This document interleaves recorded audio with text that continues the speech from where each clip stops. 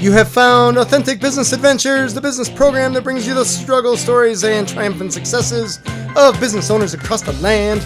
Past episodes of the Authentic Business Adventures program can be found in the podcast link at drawincustomers.com. We are coming to you from the Sun Prairie Community Radio Studios, underwritten by Bank of Sun Prairie. My name is James Kademan, entrepreneur, author, speaker, and helpful coach to small business owners across the country. Today, we're welcoming / preparing to learn from Sara Klemme, president of Madison Festivals. Sara, how are you doing today? Hello, I'm excited to be here. Thank you for having me. We are excited to have you because you got Madison Festivals does an incredible amount of stuff.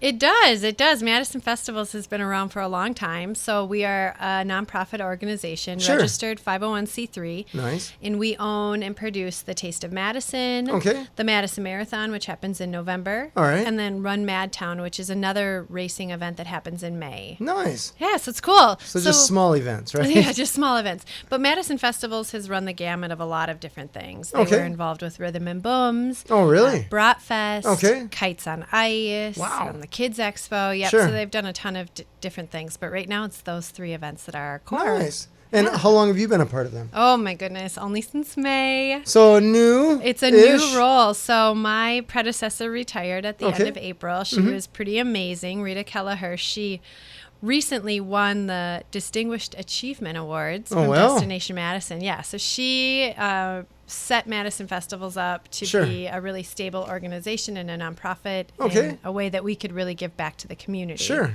So we're nonprofit, so these events that we're running are nonprofit. So most people don't realize that, like when you go to the Taste, for example, or when you run the Madison Marathon, that it's actually a fundraising event. Interesting. Yeah. It's weird because we've gone to Taste of Madison almost every year for decades, maybe. Yeah. And you have no idea who puts it on or really anything about it. You just know this took a lot of organization. Right. So I think a lot of people, and myself included until I took the job, which is kind of embarrassing to admit, just thought that the money went to, line someone's pockets. Sure. But it doesn't. So since the inception, Madison Festivals and the Taste have donated over $1.2 million just from the Taste alone back into local nonprofits. Wow. So it's all money that's staying here in Dane County, right in our own community, and giving back to the other nonprofits. So it's making a difference. Nice. Yeah. So how do they choose who to give the money to?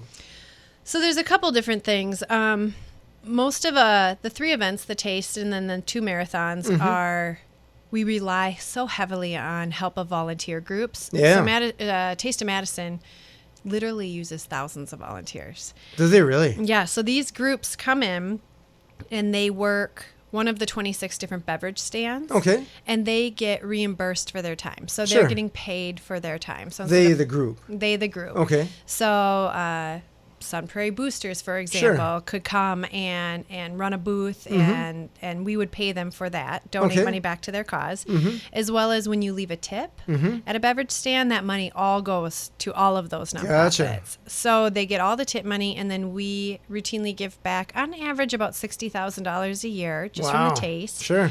And then 2 years ago, Madison Festivals started doing a granting program. Okay. So we gave out 3 $5,000 grants just to different community organizations that were aligned with our mission. Sure. Our mission's pretty broad, so it's to bring events that enrich our community. So that can be a bunch of different things. Yeah, enrich is that's the key word there. That's the key word there. So that can be subjective. Sure, right. But so it's been really good. It's really fun. I'm new in the role. Yeah. Event planning is not something that's new to me. Sure. And being philanthropically involved is not something that's new to me, but they're both things that are passions of mine. Sure. So finding this position a few months ago and jumping into this role has been a really good fit. Nice. Yeah. That's super cool. I hope to be here till I retire, which sounds a little crazy and scary, but I actually mean that. That's like 40 years from now or something? Yeah, that's like 400 years from now, because I'm only 22. No, that's forever. That's awesome. So far, you got to tell me, I guess, about the transition from when, I forget the woman's name that you said. Rita. Okay, so Rita says, hey, I'm out of here, I'm retiring. Right. You come in there.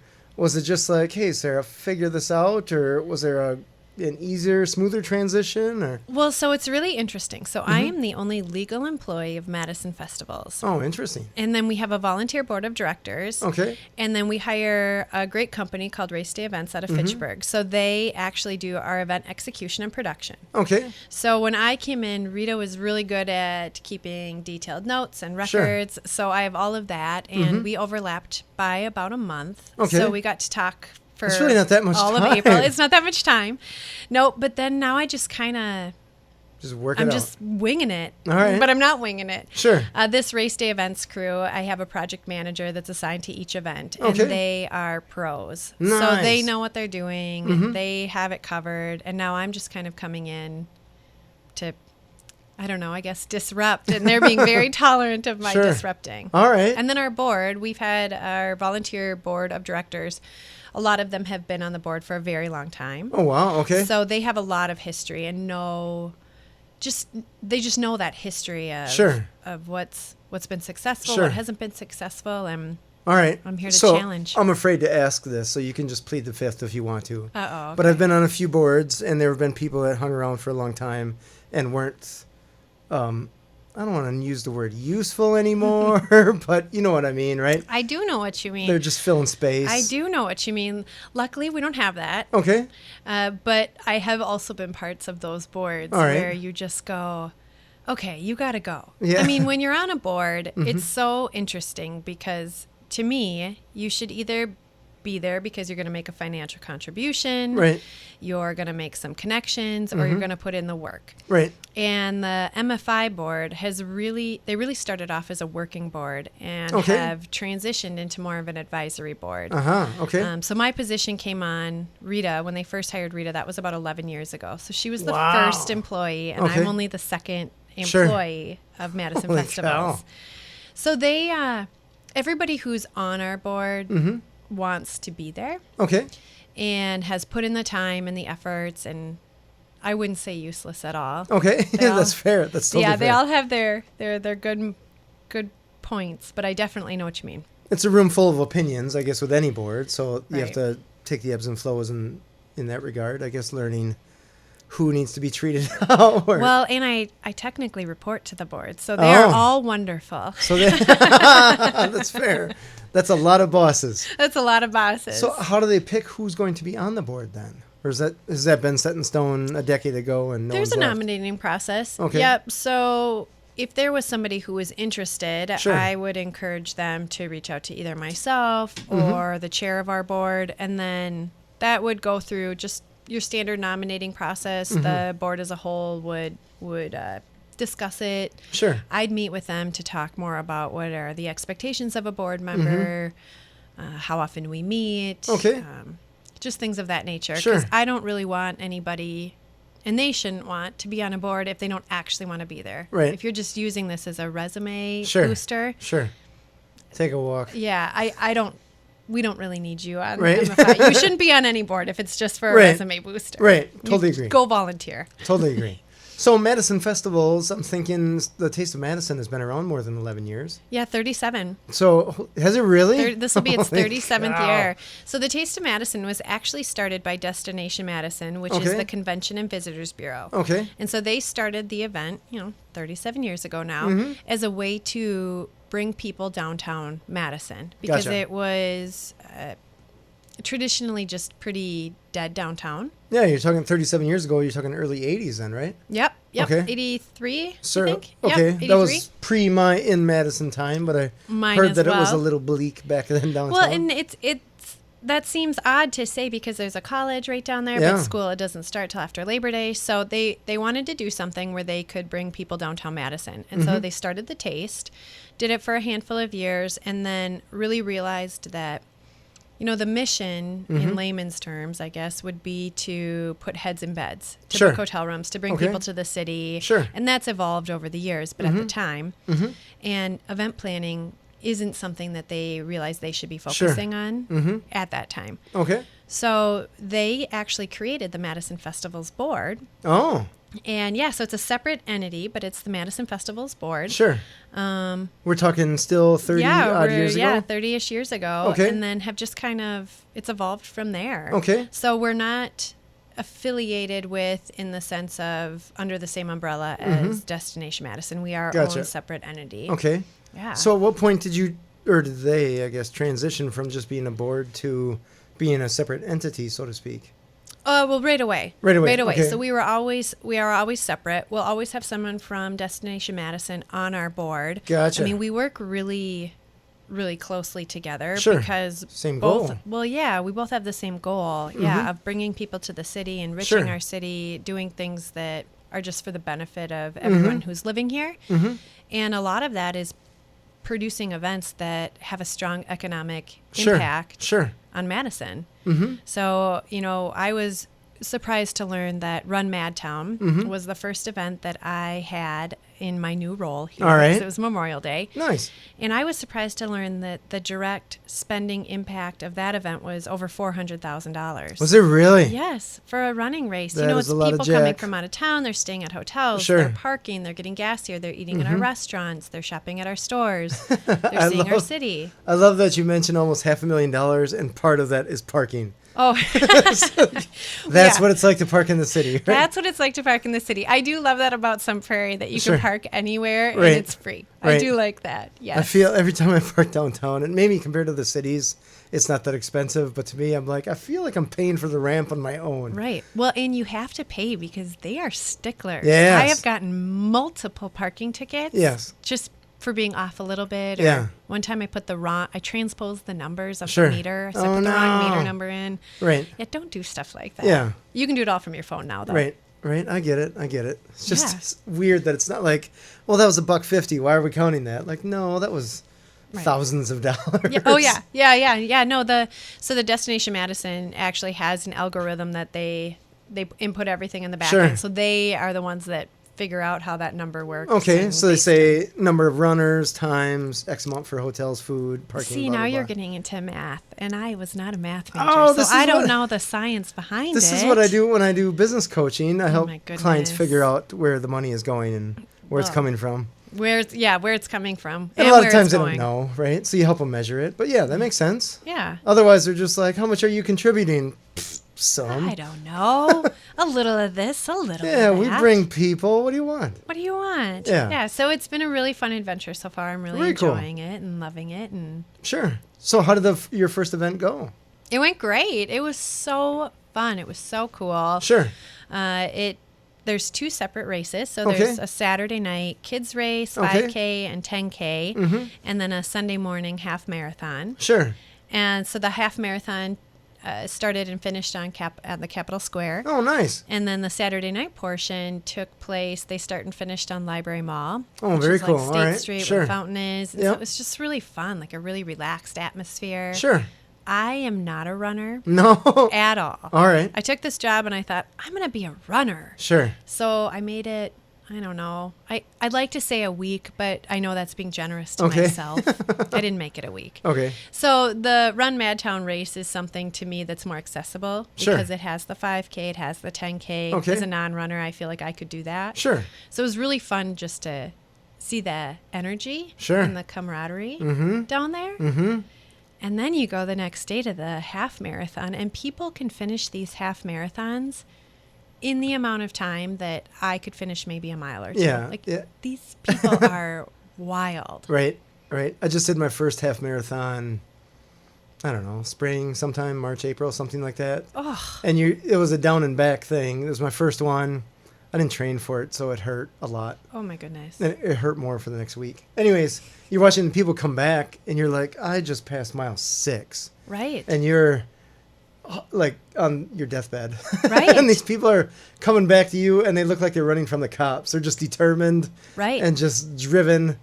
And they've already, like, they're a few miles ahead of you. Yes. Like, how did you maintain that? They are so fast. The dedication that these groups of runners have, and this race day crew that I work with to execute the events, they do tons of different others. Like, sure. I'm just a very small portion, but they're doing triathlons sure. and integral with the Ironman. And so watching that whole world sure. and even seeing, because everyone who works there has, an interest in the running and the swimming and the biking. Okay. So watching them and hearing that language, it's just like, it's almost intoxicating. It makes me want to be a runner again, but Let's do this. Yeah, I'm just going to be truthful. Like, I know who I am, and I am not a runner. Biker, swimmer?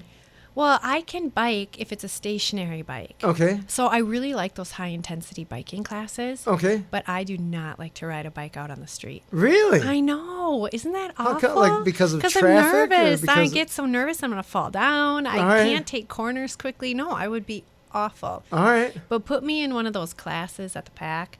Sure. You know, and I clip my shoes in. And I pedal faster. Oh my gosh. And I just pretend that I'm out there biking in these spaces. Yeah. That's awesome. Oh my gosh. And and I decided I was going to be a swimmer. So I went back out and I bought like the fancy suit and the goggles. Sure. And again, that lasted about a week. I just sound like such a quitter right now, but I'm really not. That is fantastic. I'm physically in shape. I just can't do these things that all these, Right. Other athletes not everybody's can do. built for that. I found out I'm not built for a half marathon. So well, maybe not without training. Yeah, I don't have to do that again. That's okay. If you want to, we'll give you a shot at Madison Marathon in November. I've heard the course is brutal, though. As a non-runner, I can't say that from experience, but I've heard it's really hilly and very brutal. It's in November, too, right? It's in November. So it's cold? Well, it's cold, but we're going to reward you afterwards with you know, mac and cheese or chili, now you have my interest. Brats, beer. Sure. You had my interest in mac and cheese. We're all good.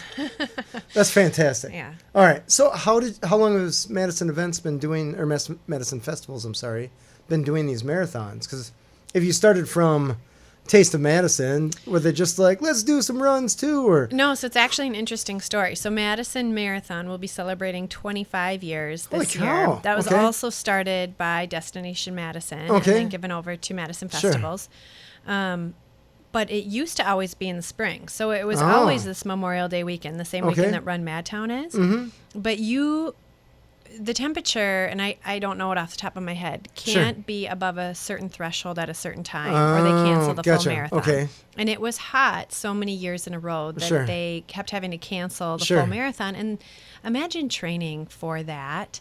Be a little sad. Yeah, and you pay, and especially if you're coming from out of town, it's a big commitment. And then to have it get canceled. Sure. And it's really a safety thing. Like, you know, they're canceling it because of safety reasons. Right. So after having to be canceled a handful of years, they decided to remove the full marathon from May and move it to November. Solve the heat issue. But we didn't want to give up Memorial Day weekend. It was a great weekend to have an event here. Again, school is out.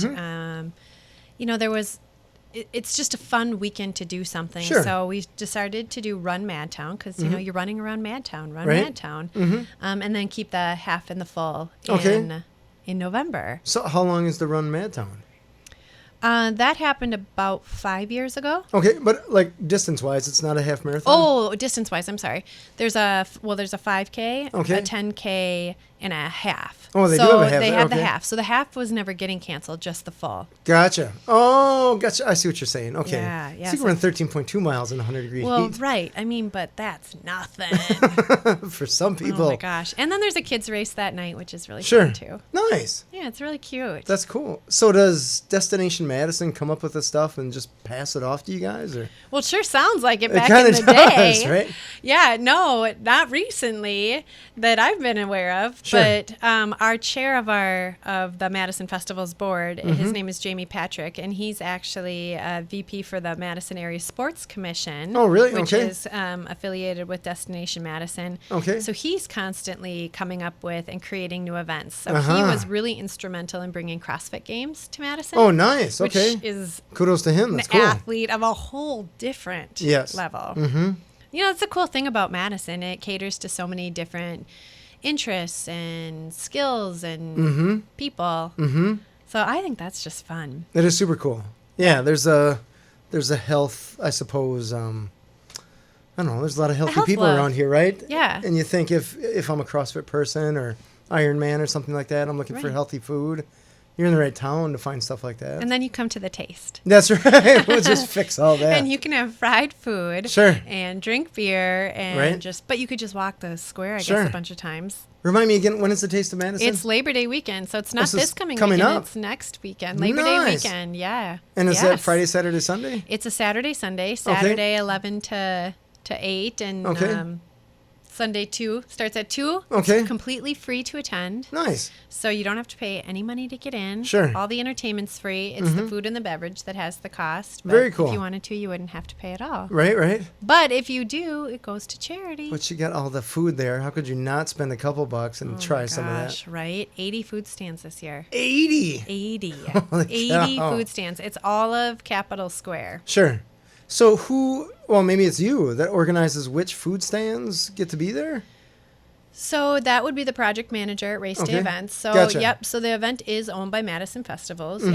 But the project manager would be the person who coordinates all of that. Gotcha. So the restaurants apply. Okay. We get about 20% new each year. Oh, wow. A lot return, want Sure. to come back. You Okay. know, it's fun for them. Well, they It's probably a make way- some money. Yeah, they make some money, and it's a way for them to show off their restaurant and Sure. you know, someone who maybe never goes to XYZ restaurant gets to try a little bite, Sure. loves it, goes back. Right. It's a new branding for a lot of new people. Taste Sure. attracts about 250,000 people Does it over really? the course of the weekend, so it's busy. Holy cow. It's a rain or shine event, Sure. unless it was dangerous Right. rain. But yep, Right. rain or shine event. Come That on is- downtown. I think it was last year or 2 years ago we got downpoured on. That was Forget- last year. Yeah. Yeah, which is a bummer because that affects the charities. Right. When how many tips they can make, or if we have to close down. Oh, we worked early. it out. We just got wet. You just got wet. Good. I'm glad you stayed. Yeah. Yeah. Because all of throw- a sudden any lines, that's no they longer just an go issue. away. And you can throw an extra 10 in their tip bucket. Sure. I didn't go crazy like that. Maybe I should have. Yeah, I don't get crazy like that. Wait, I just bought more food is what I came down to. Hey, So that works. that's all good. Got to stay warm. So I was at the Corn Fest this weekend, Yep. and we talked to somebody from the Sun Prairie Chamber, and they were talking about Corn Fest just in the whole. They said that they're already preparing for Corn Fest next year, Oh, sure. I bet. right? So a year ahead.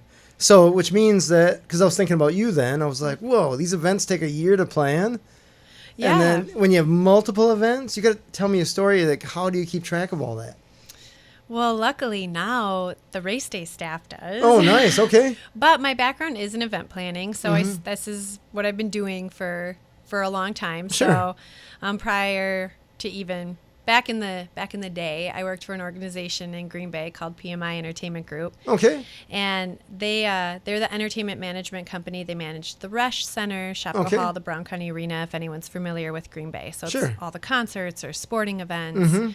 Besides the Packers. Sure.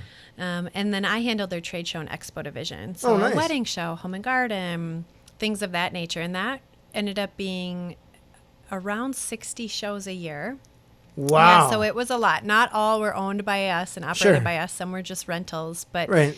keeping that all straight, it's just... That's I'm crazy. It's more than being- one a week. Yeah, definitely. Yep, definitely more than one a week. But there were Wow. 3 buildings. So Sure.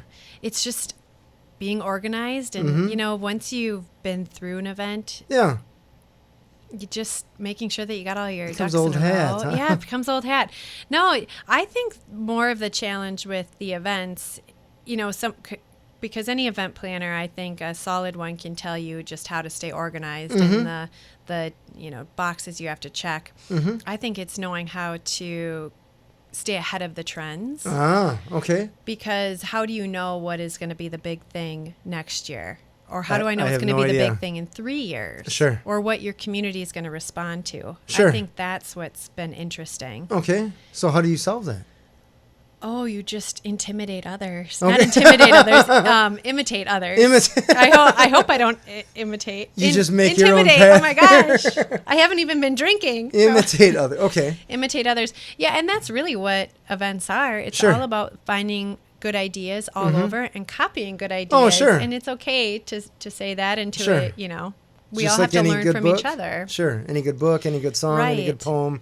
It's all taking stuff from stuff previously. From stuff previously, yeah. And then just trying to take risks. And I guess for me now in this role is really hammering down on what our mission truly means and what our strategy and our goals Sure. really are. Okay. And then taking risk that fits within that and staying true Sure. to that. Okay. I went to a business breakfast a couple months ago, and it Yeah. was the CEO of Frank Productions. Okay. And he was talking a lot about their core values as an organization. Sure. And their number one core value was their people. Their people. Okay. Their team, their staff. And I had just never been listening to a CEO before talk about their team, their core people as being like the number one. Because you always hear the other people say, oh, it's the community, it's our customers. And he was saying, no, without employees. Our people. Right. And we are focused on doing things that fit that and breathe life into that. And that has to be hard, to always make decisions and take risks, especially when you get criticized for certain things. Not that they have been, just in general. Right. And staying true to your mission and your goals. It's extremely... We do that with my businesses, and that's tough sometimes. Right. Especially if there's ever any issue and the customer comes to me, then I have to err on the side of assuming that we did our job, we as our team, right? Right. And try to figure out who did what to really see if it was a problem, but you always err on that your team did right because they've been trained to do right, and they've done right so much before that you can only assume that the customer is wrong. But you don't want to alienate your customer either, because it might be a learning opportunity for your team as well. Yeah, so typically I have to go to the team and I have to say, the customer didn't just make this up, right? So I have to say, why do they have this perception? Right. And assume that the team did right and it's just a miscommunication. Yeah. And I'd say probably 80% of the time it was miscommunication and everything's cool. Right. And that, let's say 10% of the time we messed up and 10% of the time the customer messed up, but we can't tell them that they messed up. So you're just crazy. Tiptoe around that. Sorry, well, we don't know what you're talking about. Yeah, you just tap dance and just say, here's some data we have. Just, how does that help you? What I find interesting in this role now that I'm in is there was always somebody else I could go to. And granted, I have the board now, but with the hard decisions or the decisions that people don't like. And that everyone has this desire to be liked or to not tick people off. And I've been a bit of a disruptor always. All right. I come in, I push, I challenge. Sarah's here. So I'm one of those, but I've never had to be always like the buck stops here and the buck doesn't stop here. You know, okay. There's a board. There's a board. But having to be that person who is making those tough decisions can be a bit overwhelming sometimes. Okay. You know, learning to manage that. So how do you solve that? Oh, I just drink wine. Oh. I'm just kidding. I drink wine and I go to my high-intensity biking class. This is the authentic part right This is the authentic part right here. Should I not say that on the air that I drink wine? It's just honest, right? You're in Wisconsin. It's cool. I guess making some of the tough decisions goes back to that really hammering down on what the goals and the values are of MFI, and that's still something that I'm wrapping my head around of, you know, just because something's always been done a certain way, it might be the best way, but it might not. So looking at other opportunities. Yep. So right now I'm wrapping my head around, what do we want to be? What are we? Are we doing the best things for the community? And then just having to feel good about it. And I never lie. Then I know that, you know, like I'm always just sticking to my guns. Yeah. Very cool. Yeah. So do you believe that you were hired partially because of that? Because you're a disruptor and you're willing to challenge things? Oh, probably. Okay. Probably, yeah. Coming in with a fresh perspective is always helpful. And coming in as a non-runner, you know, I'm looking at things differently. And I will tell you the truth, I haven't been to Taste for quite a while. Really? Well, in 2 weeks, you'll change that. 2 weeks will change that. So I'm one of those silly gluten-free people. Okay. So I'm a celiac. So I have just typically avoided going to the Taste because That's just pure temptation. It's pure temptation, yeah, that I wouldn't engage in usually, but...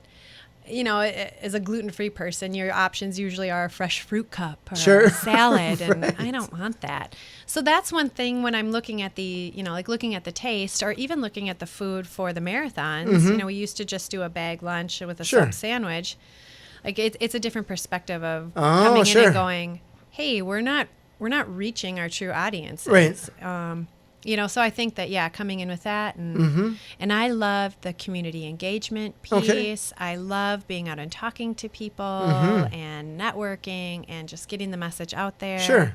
I mean, we met at a volunteer function together. We did a Try for Schools. Yeah, Try for Schools. So I love just doing stuff like that. Mm-hmm. So I think that was really, really helpful when they were looking at who they were going to hire. Sure. As someone who personally has a passion with philanthropic endeavors. That's awesome. Yeah. So it sounds like Race Day Events takes on a lot. You must be having to chase down sponsors then. I'm not. You're not chasing down sponsors? Yes, I think I hope to change that because that's one of the things I really do love to do. I love being out there and talking to different businesses. Right. And, my very, very first job was selling television advertising. Was it really? It was. Back in the day for the WB, which doesn't even exist anymore. It was the CW now, which, you know. Right. Whatevers. Yeah, but that was probably the best first job I could have had because I was so beaten up all the time. Oh, because people just say no or slam the door. People are so mean. Just be nice to the salespeople when they call you on the phone. Without a sale, nothing happens, well, right? Yeah, just be nice. You know, so people are just brutal. And that was a big learning lesson, but I got to meet so many people. Mm-hmm. And you know this better than anybody, but with sales, whether it's for advertising or sponsorship or anything, it's a circle relationship. Definitely. So it has to work for both parties. And I think once I realized that, like, okay, that's what helped make me successful in sales. Right. Was learning that maybe it's not going to work this time. Or maybe, yes, I want that sale, but maybe that's not the right thing for them. Sure. And being able to take a step back. And again, being authentic and truthful with people. Right. It's hard sometimes, but it usually is always very true.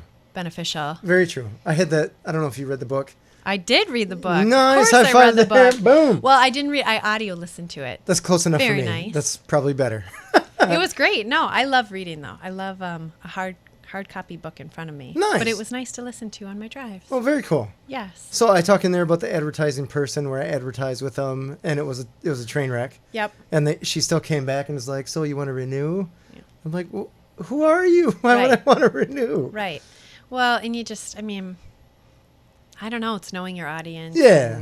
Everyone, I think with sales, with a salesperson, especially a green salesperson, you're so eager to get the sale that you'll do anything to get that first sale rather than just realizing, like, no, you really got to look out for everyone because it might not be a good fit now, but it might be later. Right. Totally. Yeah, it's So, interesting. Yeah. Man, TV sales would be interesting. It was. And you know, granted, that was a long time ago. Sure.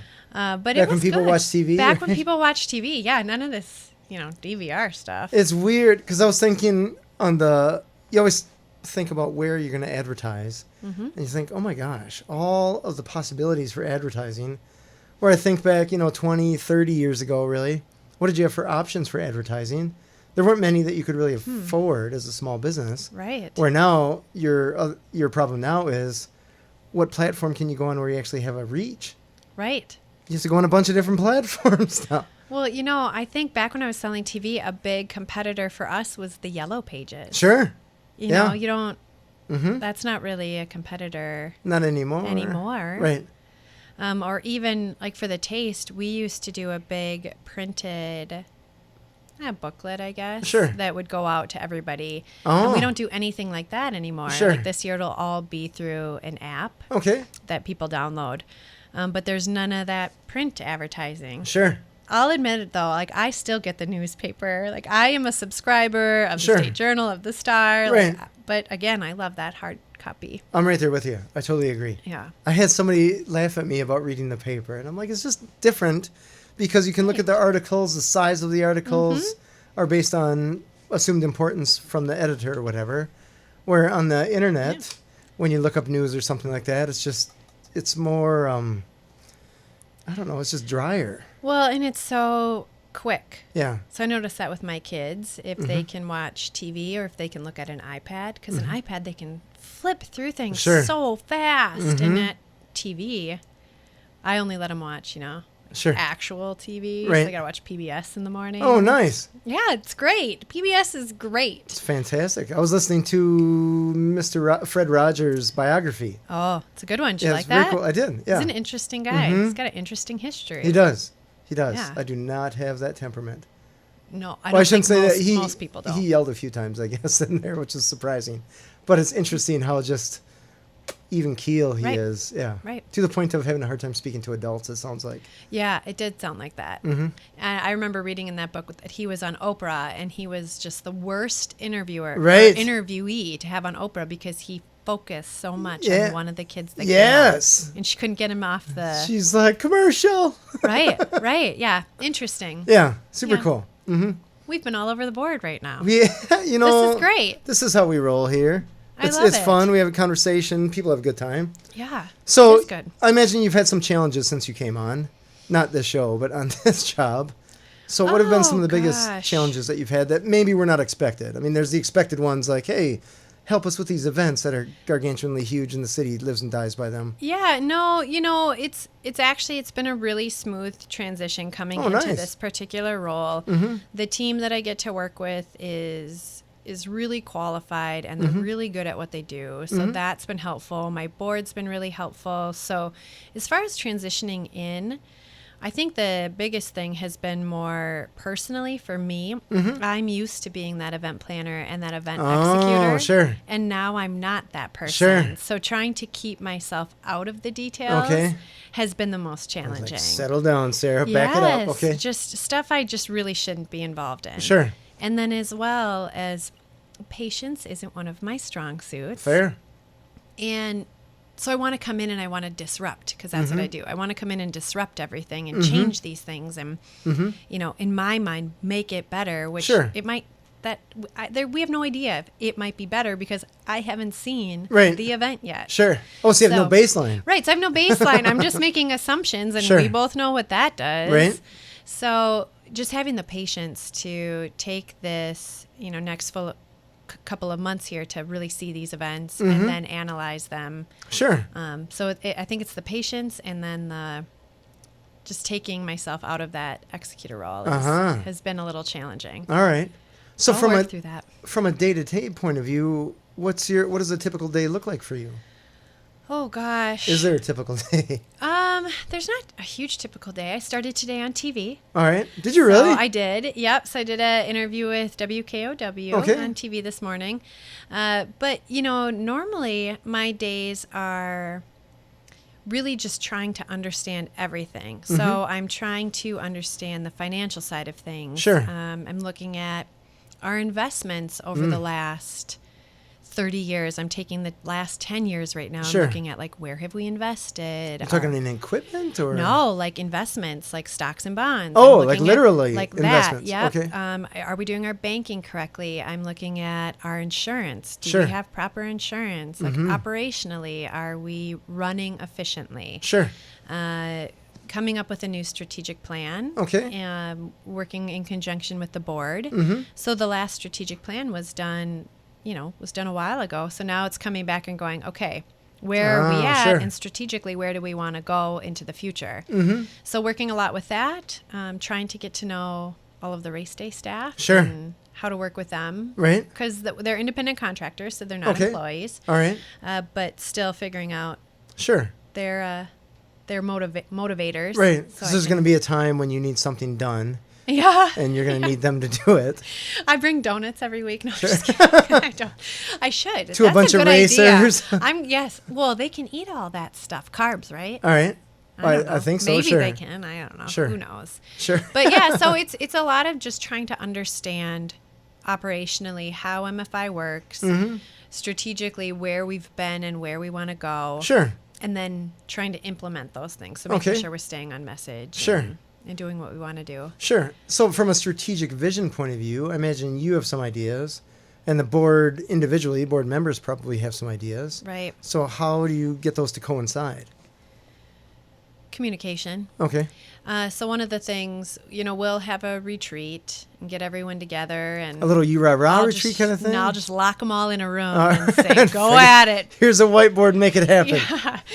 It's survival of the fittest right now for the ideas. No, we'll just communicate and really talk about. That's where I'll really depend on the board and their history of what MFI has been, and talking about where MFI can go. Sure. The board,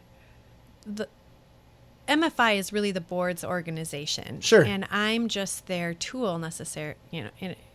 I'm their tool to implement their strategy. The board has to drive the strategy. Sure. They have to come up with that strategy. Mm-hmm. And then I just need to be there to help ask the right questions and guide them and make sure that we're looking at things from all angles. Sure. And bringing new opportunities forward of sometimes when you've been in something so long, it can be hard to look outside. Sure. You know? Sure.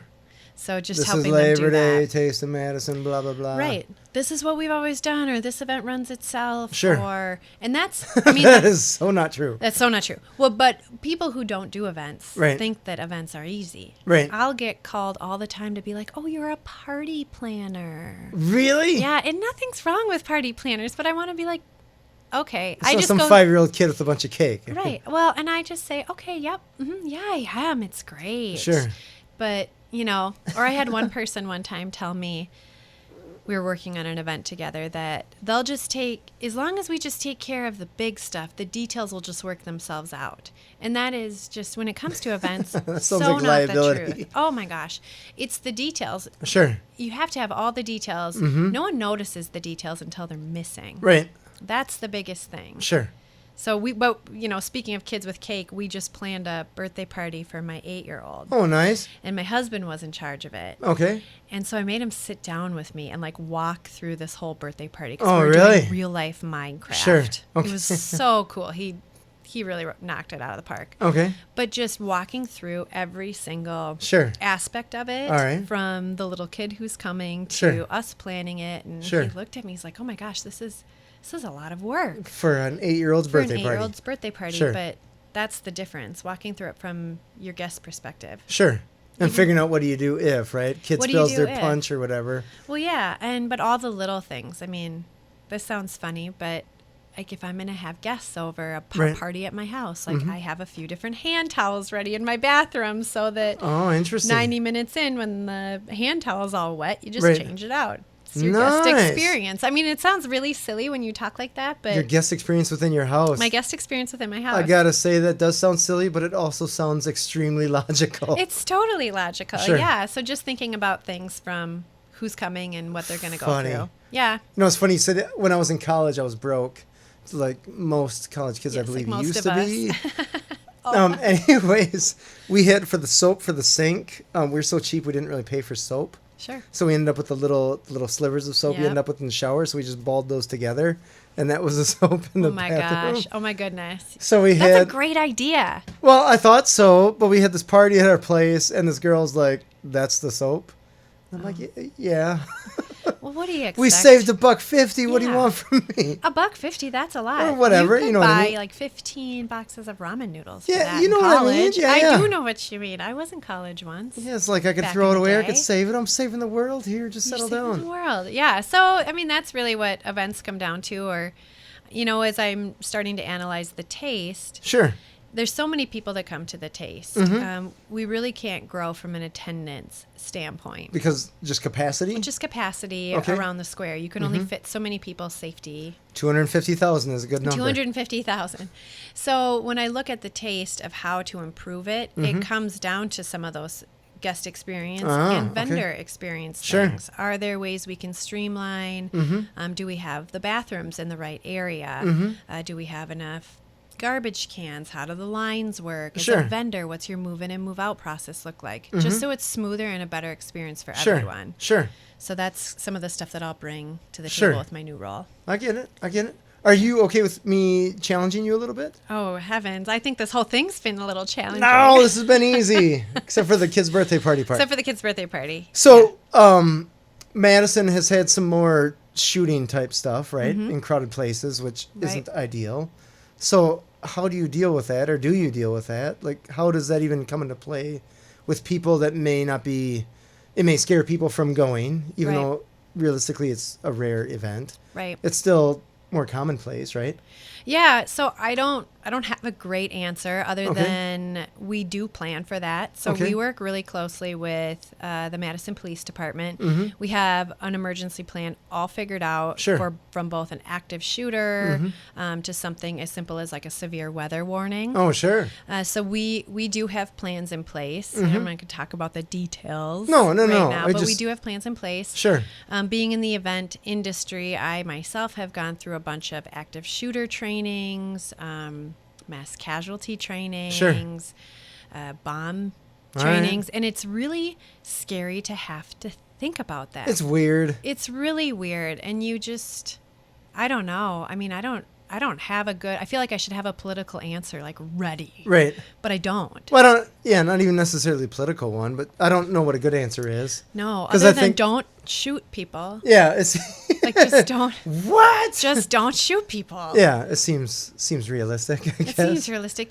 That would be very scary. So, but we do, with that new Taste of Madison app, that will be one way that we'll push out notifications. I mean, if there's a shooting, people will know. Right. But if it were, say, severe weather or, something that's not quite as noticeable as a gunshot, that'll get pushed out on that app. So anybody who's there, anybody who might be coming would get notified, don't come, seek shelter, stay away. And then the police are very active at Taste of Madison. So we have a really strong presence and a really great relationship with the city. That's super cool. Yeah, it's helpful. Yeah. So I guess since the Taste of Madison is coming up, what are some recommendations that you would give to people that are going to visit the Taste of Madison or that were thinking about visiting, right? Yeah, download the app. Okay. Because that's something that we're just not printing these printed programs like we have in the past. First of all, it's not friendly at all for the earth. The Taste of Madison. Sure.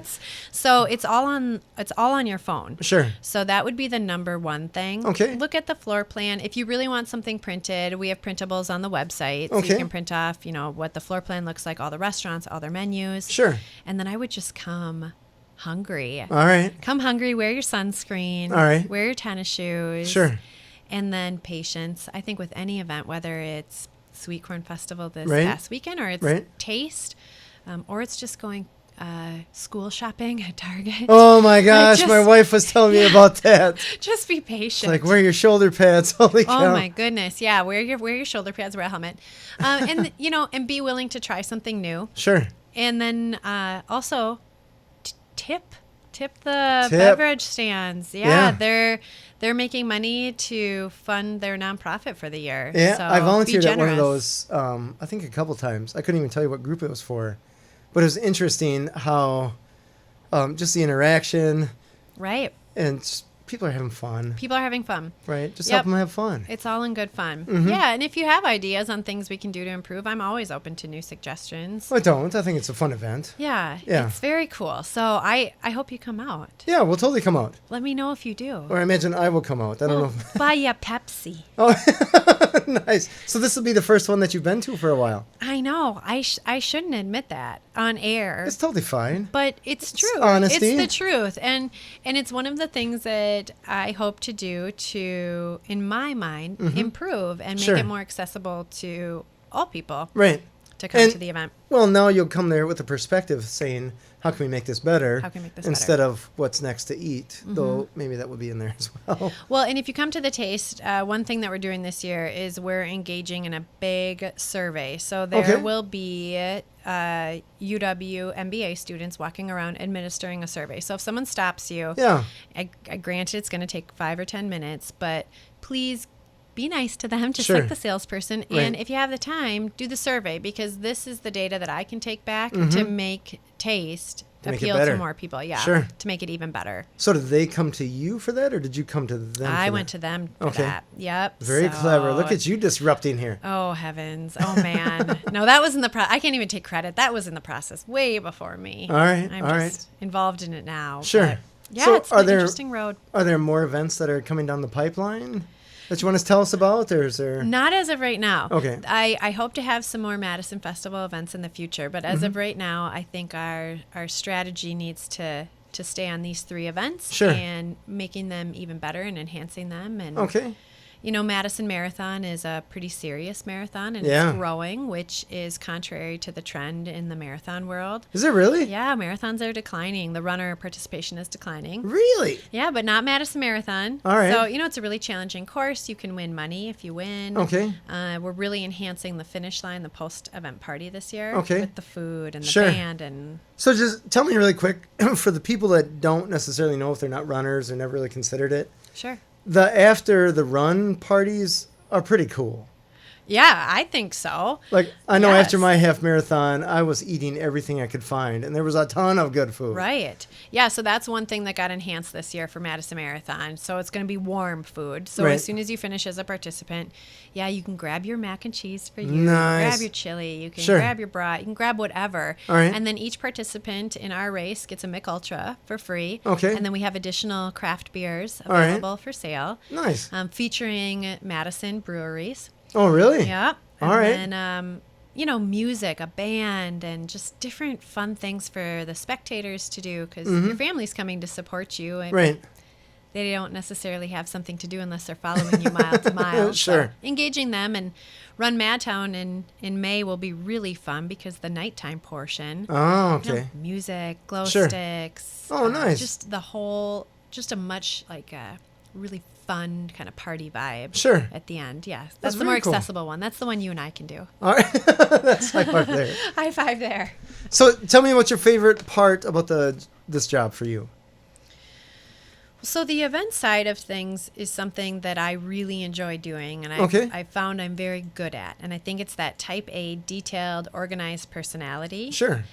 But when it comes to being involved in the community and actually making a difference, not just, working for the man. Right. That's something that's really personally very important to me. All right. And so to find a position that so intimately combines those two things, the events with giving back and really being involved with the community, that's what I really enjoy. Oh, very cool. So that was something that was really important to me when I was kind of thinking about going back to work. Nice.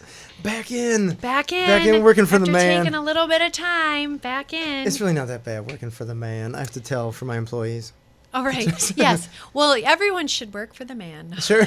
Right. Here we go. Work for the man. Or at least work for James. Volunteer. Volunteer. Yeah, or work for James. That's fair. That's super cool. Yeah. So if people want to learn more about the Madison Festivals, is there a website? There is a website. So it's madisonfestivals.com. Okay. But I really, I urge people to go more to our event websites, the Taste of Madison, the Madison Marathon, or runmadtown.com, and that's where they can learn a lot more about the events. Sure. But Madison Festivals, check us out. We have a LinkedIn page, we have a website. Very cool. So that'll be an area of growth in 2020. Sure. Boom, boom, the disruptor, Sarah. I love it. So take that with a grain of salt. Awesome. That's fair. Well, thank you for being on the show, Sarah. This has been awesome. Thank you. This has been Authentic Business Adventures, the business program that brings you the struggle stories and triumphant successes of business owners across the land, coming to you from the Sun Prairie Community Studios, underwritten by Bank of Sun Prairie. My name is James Kademan, and Authentic Business Adventures is brought to you by Calls on Call, offering call answering and receptionist services for small businesses across the country, on the web at callsoncall.com. As well as Draw In Customers Business Coaching, offering business coaching services for entrepreneurs in all stages of their business, on the web at drawincustomers.com. And of course, The Bold Business Book, a book for the entrepreneur in all of us, available on Amazon and wherever fine books are sold. We'd like to thank you, our wonderful listeners, as well as our wonderful guest, Sara Klemme. Thank you so much. Thanks for being on here. This is so good. President of Madison Festivals. Find us airing on 103.5 Wednesdays at 1 p.m., Sundays at 2 p.m., as well as at sunprairiemediacenter.com. Past episodes can be found morning, noon, and night at the podcast link, found at drawincustomers.com. Thank you for listening. We'll see you next week. I want you to stay awesome, and if you do nothing else, enjoy your business.